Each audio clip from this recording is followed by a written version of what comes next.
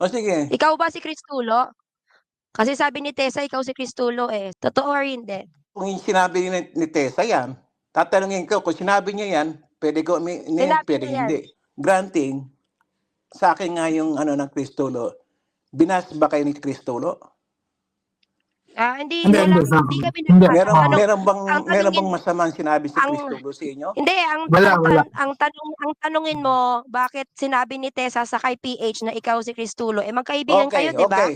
Ayoko nang involve si Tessa rito. Ako, Hindi, kasi dami ko wala yun. naman kaming malalaman. Wala kaming Kaya nga, malalaman dyan dami, kung dami hindi ko yun, pero dina-involve ni hindi Tessa ko na doon. ginagamit yun. Sa JDM, siguro hindi. Pero sa Cristulo, nagbibigay ka ng opinion. Dito tayo sa totoo ha. Wala Nagko-comment tayo. ako. Nagko-comment ako. Exactly.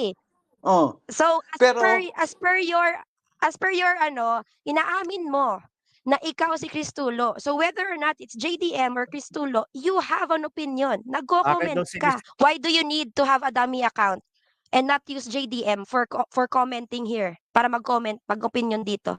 yung mga comment ko, hindi naman para sa inyo, para doon sa mga taong inaano rin nyo eh. Normal yan, normal, di ba?